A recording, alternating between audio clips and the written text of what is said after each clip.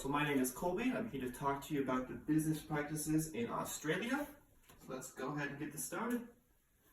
So overview, we're going to talk about the country's background, the cultural orientation, business practices, and the business protocol as well that you follow. So background, geography, it is the 6th largest country. It is an island compared to all the other countries as well. It is approximately 4,000 kilometers from the east to the west, 3,200 from north to south, and the population is 23,006 million people, and the capital city is Canberra. So more about the geography. It is a warm weather. They do have warm weather throughout the year. It is warmer in the north. The south tends to have snow in the mountains, so they do have like snow resorts in North Wales and all those places in the south area. So let's get to the business orientation. So when doing business in Australia, they have a very straightforward mentality. They look to build trust with people. They also do not find saying no harm. In America, they do a lot of the showmanship wise. Here in Australia, it's more casual business talk. So that's how you kind of build their trust with them. If you come off bragging, showing, talking about your title and all that, they tend to look away from that. A lot of their humor is kind of self-deprecated, so when they joke about themselves, they'll take it as they're bringing themselves down. That's the way their culture is when they talk. They tend to be modest as well. So a lot of times when talking to them, they'll downplay their success of what they've created. They tend to look more for that trust in someone and building that relationship with that person, knowing that they're not trying to get the bad end of the deal. They're looking for that trust with them. So decision making is also slower than usual. Consulting, when talking to one person, you usually talk to the person at the lower level, and then they consult with their higher level people. So it can take a few more days for it to go through, but it's typically a slow, smoother trail to get that through. So if they come up to you and they're trying to make a business deal with you, they begin with the most honest and firm position. So the proposition that they say is mainly the one that they're going to go with. They don't really do a lot of bargaining or do a lot of haggling. They tend to stick to the one part they say, that's what they want to go with. So business practices, so it's just like here in America, we do Monday to Friday, 9 a.m. to 5 p.m. Dress code is also the same as in America. Men usually wear dark colored conservative, women use a smart dress or a business suit.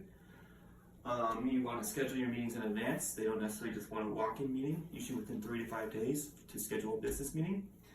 Punctuation is important, so showing up on time. They do take tardiness in a bad light, and they're kind of don't like that at all. Business talk is casual, so when doing a business, here in America it's high pressure, high sales negotiations. Here it's very casual, they like to talk and have a good time, they use a little humor as well.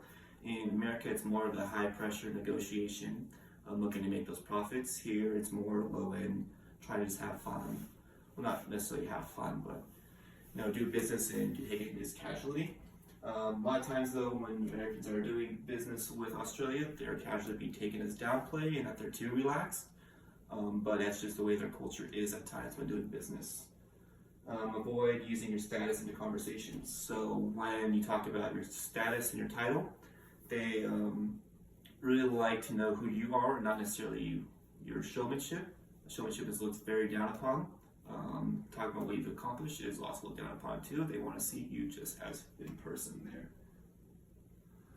So conversations, both inside and outside of business, they will bring up the approach of a good day or good day and night.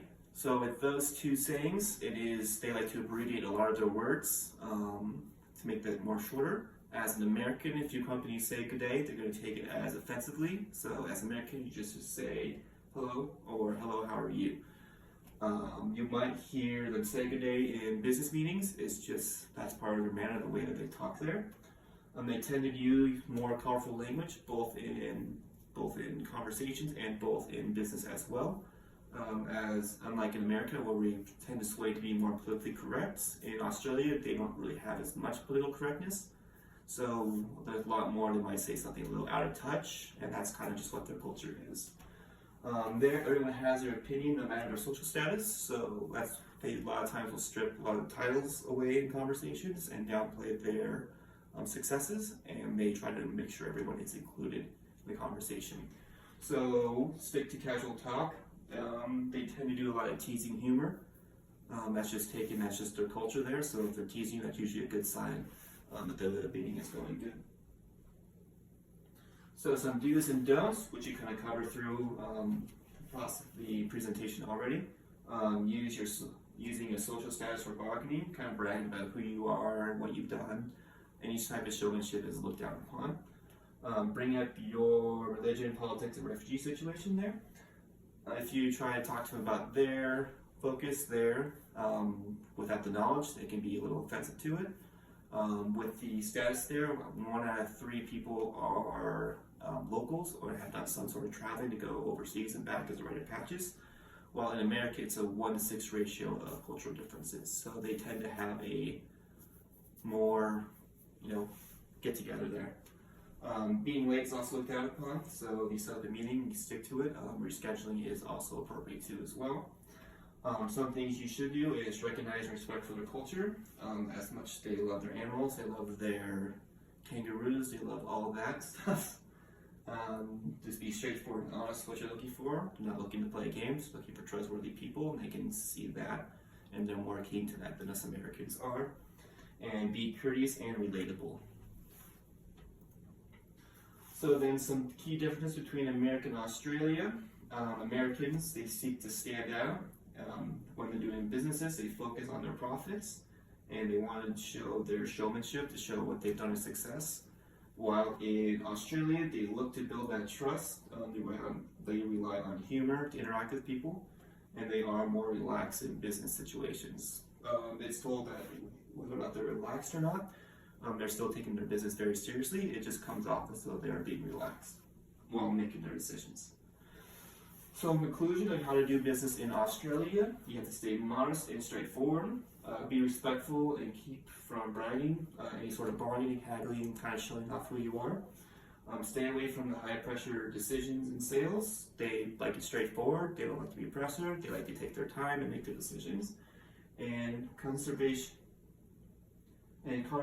are smooth and casual. So smooth and casual conversation, business casual, they do use colorful language. They tend to be a little more politically correct, so with those statements, it's easier to kind of have that conversation and not worry about offending them in those manners there. And here are my references here, and that's the end of the presentation. Thank you very much.